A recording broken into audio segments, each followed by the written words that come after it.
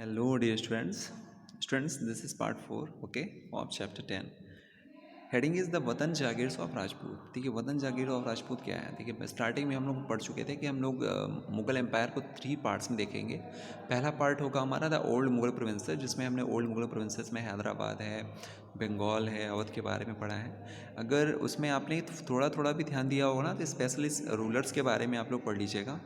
और स्टार्टिंग में जो भी इंपॉर्टेंट डेट्स दिखेंगे कि इस डेट में क्या हुआ, इस डेट में क्या हुआ और कौन सा नया सिस्टम आया, दैट वाज वेरी इंपॉर्टेंट। ठीक है ना? If you are unable to understand all the paragraphs, so that was no problem, but it is important to understand about the which ruler are, है ना, which ruler are containing, है ना, authority, कौन सा ruler किसके कौन से authority ले रहा है ना, एंड विच सिस्टम अकर्ड, कौन सा नया system, which new system occurred in that places, कौन सा एक नया सिस्टम आया, है ना। एंड कंपेयर करना है कि जो पहले जो मुगल एम्पायर था औरंगजेब के समय पे और बाद में जो जब ये बंगाल और ये हैदराबाद बने, तो यहाँ के अंदर या अंदर इनके बीच में क्या हुआ, तो that differences is very important. So ये अगर थोड़ा थोड़ा आप लोग अंडरलाइन करके समझ लेंगे ना, that is a very important for you. Okay, so don't worry about that, and if you have any problem so you can of course you can discuss to me. ठीक है, otherwise I will take a class, a live class, one class of course I will take, so on that day you can ask to me, okay, so no problem. So next heading is वतन जागीर of Rajput. इसी को आज थोड़ा सा पढ़ लेते हैं कि क्या है। देखिए, राजपूतों को वतन जागीर क्यों कहा गया? वतन जागीर का इस मतलब ये था कि जो मुगल इन्फ्लुएंस थे ना औरंगजेब के बाद से, इनको कुछ हद तक क्या कर देते हैं, छूट दे देते हैं, फ्री कर देते हैं, कि कुछ ऐसे एरियाज थे जिनको फ्री कर दिया कि अब इन पे मुगलों का कोई प्रभाव नहीं है, ये स्वतंत्र अपना लाइफ सर्वाइव कर सकते हैं। इन्हीं को वतन जागीर कहा गया। तो देखिए, इसमें था क्या कि थोड़ा सा इसको आप जरूर पढ़ लीजिएगा। Many Rajput rulers had accepted the sovereignty of the Mughals. इसको थोड़ा सा मैं ही देख ले रहा हूँ, आप देख लीजिएगा। Many Rajput rulers had accepted the sovereignty of the Mughals, यानी मुगलों से क्या कर लिया, अपनी संप्रभुता को क्या कर लिया था, एक्सेप्ट कर लिया था। संप्रभुता मतलब अपनी शक्ति। But the Mewar was the only the Rajput state which डिफाइड the Mughal authority, यानी बहुत सारे मुगल्स ऐसे थे जिन्होंने मजबूर कर दिया राजपूत रूलरों को अपने अंडर में काम करने के लिए। तो बहुत सारे मान भी गए, लेकिन उनमें से मेवाड़ एक ऐसा शासक था, मेवाड़ एक ऐसी जगह थी राजपूतों की जिसने लास्ट तक हार नहीं मानी। ठीक है ना, मुगलों की अथॉरिटी स्वीकार नहीं की थी, जिसमें नाम आता है स्पेशली राणा प्रताप का। ठीक है, राणा प्रताप क्या किया, राणा प्रताप असेंडेड, राणा प्रताप ने चढ़ाई किया the throne at Mewar in 1572 with Udaipur and large part of Mewar under his control, और अपने अंडर में कर लिया। ध्यान समझ में आ रहा है ना, राणा प्रताप की ही बहादुरी थी जिसने मुगलों का सामना करते हुए 1570 में उदयपुर पर और ये मेवाड़ के एक बहुत बड़े क्षेत्र पर अपना कब्जा कर लिया है। सीरीज ऑफ एंजॉय और इस एनवायस आप देखेंगे were sent to the Rana to the persuade him, उन्होंने परस्यूड किया him to accept the Mughal sovereignty but he stood his ground. ठीक है, उन्होंने ये सब चीज़ें एक्सेप्ट करना स्वीकार नहीं किया कि सीरीज ऑफ, आप कह सकते हैं कि were sent to the Rana के द्वारा ये जितनी भी सीरीज थी जीत की, ठीक है ना, टू परस्यूड हिम, टू की मतलब हम परस्यूड कर लें to the Mughal agency, but he stood his ground. ठीक है ना, वो ग्राउंड पर खड़ा होना ज़्यादा पसंद करते थे कि हम युद्ध में लड़ेंगे। ठीक है, अब जब इसमें वतन जागीर की बात कर लेते हैं। वतन जागीर ऑफ राजपूत, देखिए many Rajput kings particularly those belonging to the Amer and Jodhpur, ये अंडरलाइन करिएगा, ये आमेर एंड जोधपुर, बहुत सारे राजपूत जो राजा रहे, पर्टिकुलरली जो आमेर और जोधपुर से बिलोंग करते थे, had serve under the Mughals with distinction, यानी मुगलों के ही अंडर में ये काम सर्व करते रहे।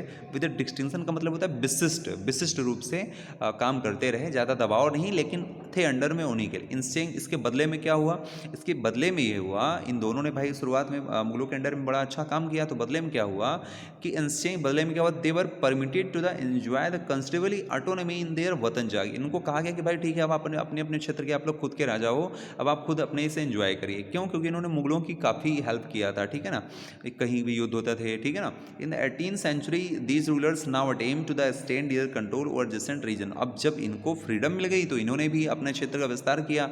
ये नाम याद रखिएगा, दो नाम, अजीत सिंह का नाम और अभी मैं बताऊंगा, Ajit Singh the ruler of Jodhpur. तो याद रखिए, जोधपुर कहाँ पे, राजस्थान में है। आमेर, ये देखिए आमेर दिया हुआ है, ये भी कहाँ है, राजस्थान में है। तो जोधपुर का राजा कौन है, जोधपुर का राजा है अजीत सिंह। ठीक है ना, Ajit Singh the ruler of Jodhpur also involve in the factional politics at the Mughal court. ठीक है ना, Mughal code. These influencer Rajput families claim the subedari of rich provinces of Gujarat and Malwa. इन्होंने गुजरात और मालवा पर अपनी सूबेदारी, जो इनको सूबेदारी मिली थी, राजपूत फैमिली के थे ये, इन्होंने दावा किया एक महत्वपूर्ण क्षेत्रों पर। तो देखिए राजा अजीत सिंह कहाँ के बने? जोधपुर के बने। हेल्ड द गवर्नरशिप, इनको गवर्नरशिप मिली, यहाँ की सूबेदारी मिली। सूबेदारी का मतलब आप एक समझिए, राजा के बाद जो दूसरा पद था ना वो गवर्नरशिप। तो उस समय मुगल इन्फ्लुएंस, मुगलों की तरफ से तो इनको छूट मिली गई थी, ठीक है ना। तो एक तरह से इस जगह के राजा ही हो गए थे, ठीक है ना, गुजरात। और सवाई राजा जयसिंह का नाम याद रखिएगा, सवाई राजा जयसिंह, कहीं कहीं पर राजा जयसिंह ही लिखा रहता है, तो नाम याद रखिएगा। सवाई राजा जयसिंह को कहाँ का मिला? आमेर का मिला। Was the governor of Malwa, ये कहाँ के थे? मालवा के। तो आपसे अगर पूछा जाए कि आप ये बताइए जोधपुर का गवर्नर कौन था, तो आप बताएंगे राजा अजीत सिंह, है ना। मालवा के गवर्नर कौन थे, यानी आमेर के, तो आप बताएंगे सवाई राजा जयसिंह। दीज ऑफिसर्स, देखिए दोनों ही प्लेसेस कहाँ पर हैं? ये आपके राजस्थान में है। मालवा तो कुछ हद तक मध्य प्रदेश में भी, कुछ बहुत सारा एरिया इसका मालवा का मध्य प्रदेश में भी पड़ता है। These offices were renewed by the emperor Jahandar Shah, और ये जो ऑफिसेज इनको रिन्यूड किए गए थे जहांदार साहब। जहांदार साहब 1713 में आते हैं, याद रखिएगा। 1707 में औरंगजेब की मृत्यु होती है, और 1707 से उसके बाद जो राजा आता है उसका नाम है बहादुर शाह फर्स्ट, और बहादुर शाह फर्स्ट के बाद ही कौन सा राजा आ जाता है? जहांदार शाह। याद रखिएगा जहांदार शाह का शासन कब? 1713 में। याद रखिएगा जहांदार शाह ही एक ऐसा मुगल एम्परर था जिसने क्या कर दिया था? इनको छोड़ दिया था, है ना, इनके ऑफिस को रिनोट किया था। दे आल्सो ट्राइड, कमजोर शासक थे इसलिए छूट दे रहे थे, ठीक है ना। They also tried to extended their territories by the seizing the portion of imperial territories neighbouring their वतन्स, और इसीलिए इन्होंने अपने क्षेत्रों का क्या कर दिया? विस्तार करते हुए उसको अपने अंडर में कर लिया, और उसको अपना वतन का नाम दिया, ठीक है ना, कि अब इस यहाँ के मालिक हम लोग हैं, ठीक है ना। इसके अलावा और क्या किया गया? देखिए नागौर, ठीक है, नागौर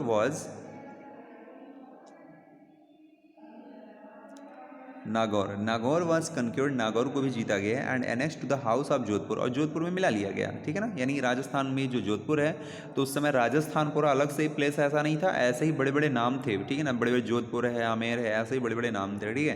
तो वाइल आमेर सीज्ड लार्ज, और आमेर को सीज किया गया पोर्शन ऑफ बूंदी। ध्यान दीजिएगा, पहले नागौर को किस में मिलाया गया? जोधपुर में। नागौर को मिलाया गया जोधपुर में। जोधपुर का राजा कौन? अजीत सिंह, सूबेदार उस समय का, ठीक है ना।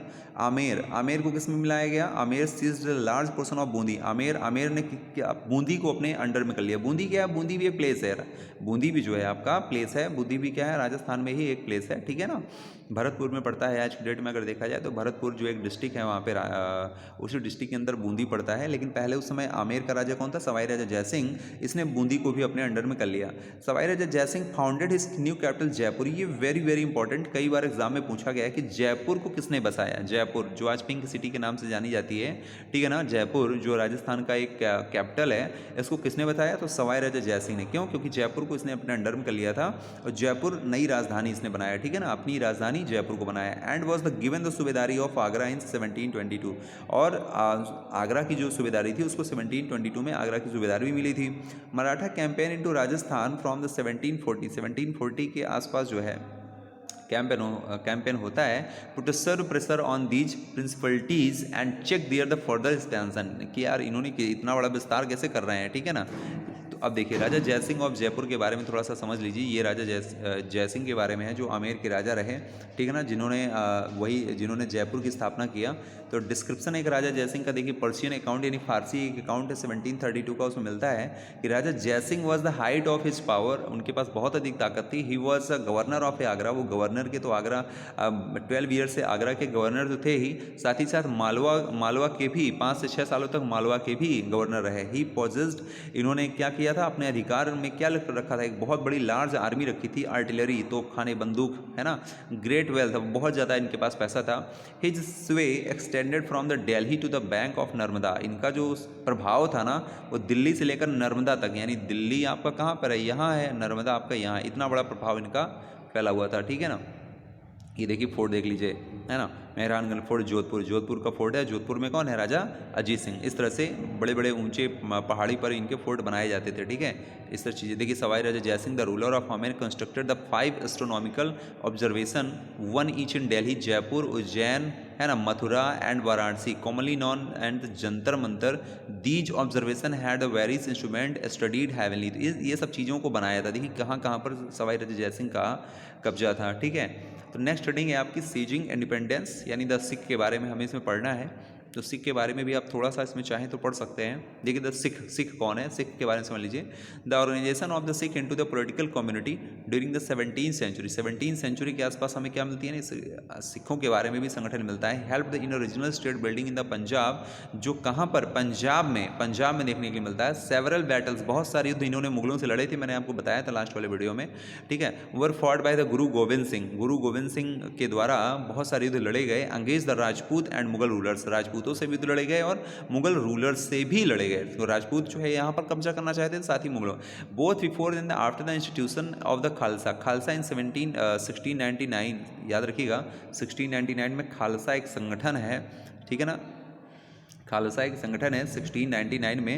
खालसा में, एक मिनट, 1699 ये डेट याद कर लीजिएगा। 1698 में खालसा की स्थापना होती है। क्या था, एक ऐसा इंस्टीट्यूशन था, ठीक है ना। आफ्टर हिज डेथ ऑफ 1700 में इनकी मृत्यु के बाद, गुरु गोविंद सिंह की मृत्यु के बाद, the Khalsa rose in revolt, विद्रोह कई बार इन्होंने किया। खालसा एक इंस्टीट्यूशन था जिसमें कई सारे सिख थे, सिख समुदाय के लोग इकट्ठा थे, ठीक है ना। अंगेज द मुगल अथॉरिटी, मुगलों के खिलाफ इन्होंने लड़ा।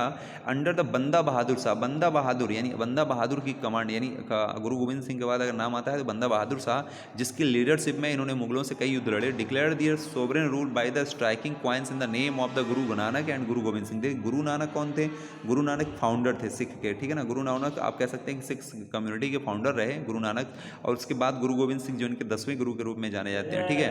तो गुरु गोविंद सिंह ने and establish their own administration, अपना खुद का एडमिनिस्ट्रेशन इन्होंने क्या किया, खुद का एडमिनिस्ट्रेशन उन्होंने अडॉप्ट किया between the Sutlej and Yamuna, याद रखिएगा सतलज एंड यमुना में, तो इसको भी आप अंडरलाइन कर लेंगे, सतलज एंड यमुना के बीच में, ठीक है। बंदा बहादुर वॉज कैप्चर्ड इन 1715, बंदा बहादुर 1715 में कैप्चर हुआ एंड एग्जीक्यूटेड इन द 1716 और 1716 में। तो बंदा बहादुर की बाद में बंदा बहादुर की मृत्यु कर दी जाती है, मार डाला जाता है। फर्रुख सियर इनको दिल्ली में लाते हैं और इनकी हत्या कर देते हैं, ठीक है ना, बंदा बहादुर की, ठीक है। ये देख लीजिए आप, ये स्वॉर्ड ऑफ द महाराजा रंजीत सिंह है। महाराजा रंजीत सिंह के बारे में भी आप लोग पढ़ेंगे, है ना, और इनको हम लोग पढ़ते हैं नेक्स्ट वीडियो में। Okay, thank you for this video.